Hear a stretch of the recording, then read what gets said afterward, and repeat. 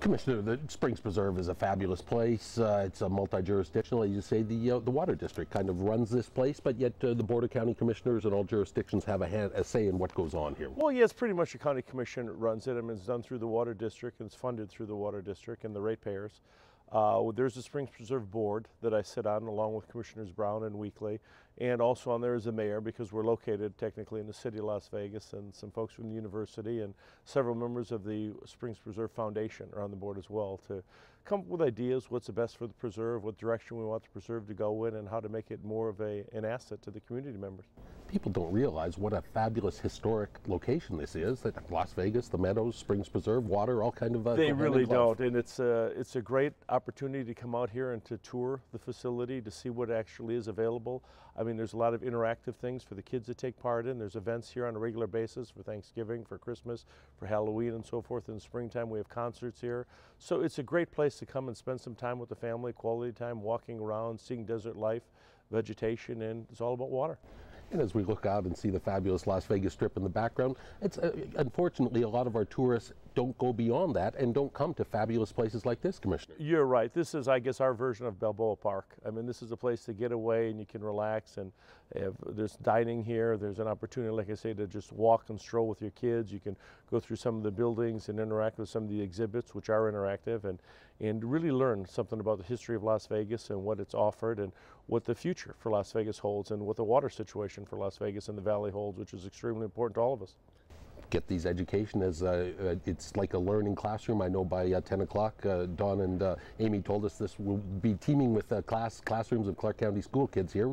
Like you say, getting hands-on, learning about water, learning about it with flash flood and all kinds of desert You're things. right, and the preserve was very generous and let us come out here before the gates open. Once your gates open, there'll be kids running all over the place, enjoying themselves, learning about water, learning about the valley, and that's important. I mean, they do an awful lot with the schools on field trips, and parents bring their children individually and grandparents, and it's just a great place to be. And unfortunately, it's still kind of an undiscovered asset, a diamond in the rough in Clark County. Our residents don't realize what's really here, and it's been my experience in dealing with the constituents. Once you're here the first time, they come back. It becomes a regular part of their activity because they enjoy what we have to offer here. And it's every time you can come 12 times, and you're always going to find something new on the 13th time. There's always something new to do here and to see, and it never gets old. So it's a great opportunity for folks.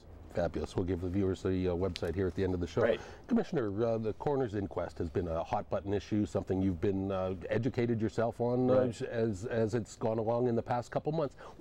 What needs to be done now? We've got a citizens or an advisory panel comprised of a host of people. Have you been following the progress of what they've been doing so far? I have. There's been 2 meetings thus far. I've attended both of the meetings. It's educational for me to understand exactly what the process was intended to do, what it actually does, what the public's perception of what it does and what it should be. And there's a lot of misinformation out there.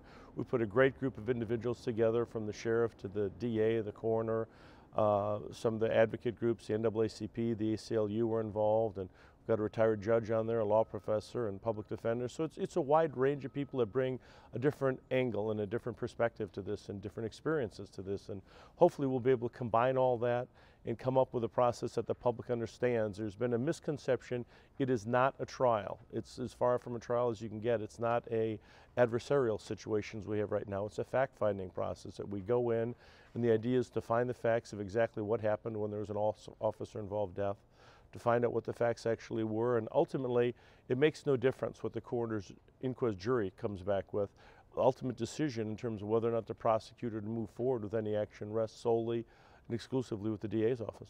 Commissioner, I think the Eric Scott case obviously was kind of the catalyst that has brought this to the attention, and as you watch that, as you say, this was probably one of the first coroner's inquests you yourself as a citizen have actually followed. Was there anything you were surprised about, or anything that came out of the process that you didn't know that is kind of like, wow, after?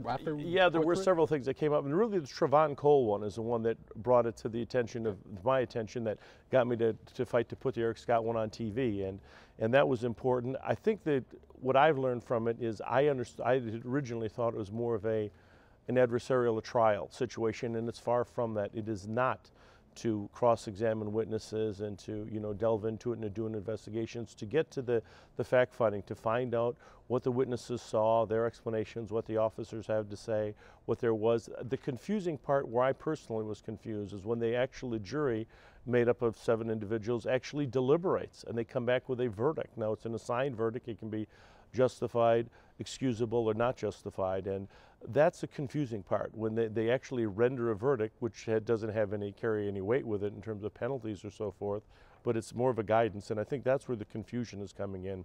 So it's kind of it's a real education for me to understand it, never having been to one or seen one before, and the Scott one I did watch on TV. I learned a lot, and hopefully that everybody will, from this panel, will learn more and will be able to do something to tweak the process to make it a little bit better. As you say, the advisory panel has a couple more meetings. Then what's kind of the next step after what they present some findings to the Board of County Commissioners and you make a decision after that, Commissioner? Correct. They'll have 2 more meetings, which the public has been encouraged and invited to attend and to make comments. And at the last meeting, they will actually vote on some of these issues and determine what they feel is a recommendation that should get brought forth to the county commissioners, and we'll hear that probably in December and vote on whether or not some changes should be made to the process, and if in fact they should be made, what those changes should be.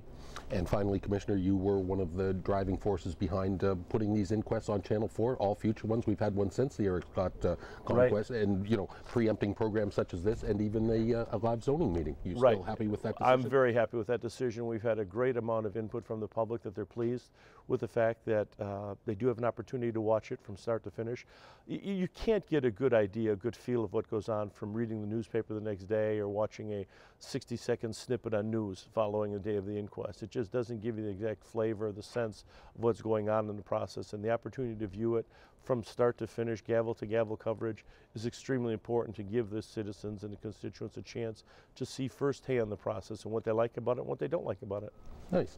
Commissioner, I know you have an open door and an open line emails to your constituents. The Sloan gravel pit is something that you've been working on. I know this summer and this fall you even went to Congress to testify against this, and this was obviously brought to you by a group of concerned citizens in Anthem, a 640-acre gravel pit just west of I-15 near Sloan, 24/7 blasting for at least 30 years. Yeah, it was a huge issue. It still is a huge issue in my southeast part of my district. The residents brought to my attention that this was moving forward, and it's a situation that was, I guess, arranged with the company previously. They had some other pits in Henderson, and an arrangement was made, and they planned to go ahead with this one. And the residents that contacted me were extremely upset. It's more of a senior citizen community that contacted me, and they're concerned about the potential of the 24-hour, 7-day-a-week blasting and the hauling of trucks going in and out of that. There's the health district issues regarding dust that could come from that.